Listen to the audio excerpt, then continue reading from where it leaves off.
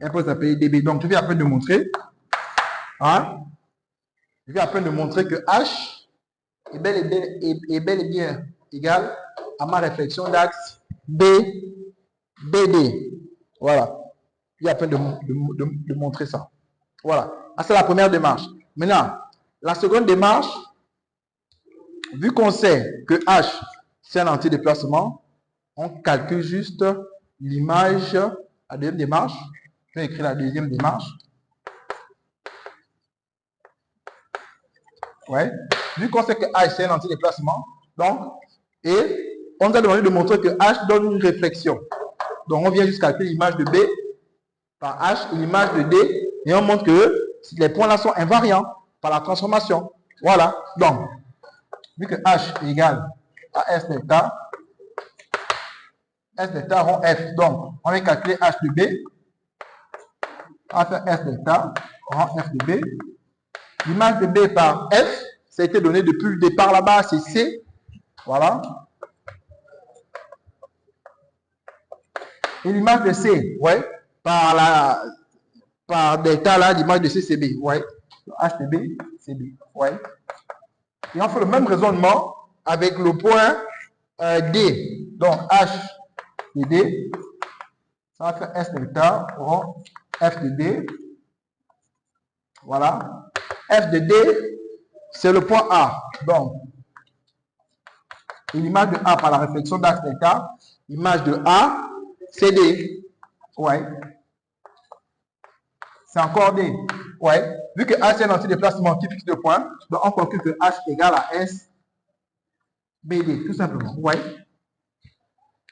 Je viens à peine de montrer que H ici est bel et bien ma réflexion d'axe BD. Voilà. En utilisant deux démarches bien définies. Si on attaque la dernière question qui nous reste, la nature de G rond H, tout simplement. Donc, G rond H, on veut la nature. Déjà, G et H sont des antidéplacements. Donc, ça veut dire que G rond H, c'est un déplacement. Donc, nous sommes là déjà. Donc, c'est un déplacement déjà. Donc, ça veut dire que G rond H peut être soit une translation, soit une identité du plan ou une rotation. C'est ce que nous allons découvrir ensemble. Donc, G rond H, voilà. Je vais remplacer déjà G par G vaut quoi? La réflexion d'axe quoi? C'est où c'est là. Voilà. La réflexion d'axe AC. Et H vaut quoi? La réflexion d'axe quoi? BD. Ouais. Voilà. Donc, quand je compose ces deux réflexions-là, je commence d'abord par vérifier est-ce que les axes sont parallèles. C'est une translation. Si les axes sont parallèles. Si les axes sont séquents, si les axes ne sont pas parallèles, c'est que les axes sont séquents. Si les axes sont séquents, c'est une rotation. Donc, déjà, ACBD. Regardez. ACBD. Ouais. Les droites sont séquentes. Donc, c'est une rotation. Donc, ça va faire G en H déjà. Donc, c'est une rotation du centre O. Donc, deux fois, hein, l'angle orienté ici, hein, c'est traduit par le vecteur directeur de cette droite-là. BD, donc BD, AC. Donc, on commence toujours par prendre le vecteur directeur de ma seconde réflexion ici. Hein? Donc, ça va faire vecteur directeur ici. Donc, l'angle BD, AC. Voilà. Donc, on constate que BD, hein, le vecteur-là est collinéaire au vecteur OD. Donc, je peux remplacer. Ça va faire 2 OD. Ouais. Et on constate aussi que AC ici, ce vecteur-là, il est collinéaire au vecteur OC. Donc, je peux aussi remplacer. Donc, ça va faire la rotation du centre O. Donc, deux fois, cet angle-là, pourquoi? Quelle est la mesure de cet angle orienté-là? Je viens ici, je me place en O. OD, hein, OC. Voilà, donc, OD, OC, je tourne dans ce sens-là. Si vous voyez un peu, je tourne dans ce sens-là. Voilà.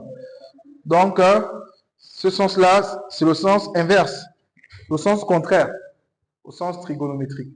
Donc, ça va faire moins pi radian sur 2. Voilà. Donc, ça va faire la rotation du centre O dans moins pi. Voilà. J'ai dit dans la vidéo précédente que lorsque nous avons une rotation, de centre oméga, dans plus ou moins pi, c'est une symétrie centrale. C'est ce que je viens de dire. Voilà. Donc ça ici là, c'est la symétrie centrale, centre O. G. Voilà. Ça c'est. Donc, lorsqu'on compose G rond H, on trouve une symétrie centrale. C'est une première démarche. Deuxièmement, on aurait pu G rond H prendre G ici et prendre H ici. Ouais, et là, les réflexions ici vont me donner l'IDP qui est un élément neutre. Donc, ça va faire G rond H. Donc, il va rester F rond F. Or, F est un déplacement. Quand on compose deux déplacements, on n'a que deux issues.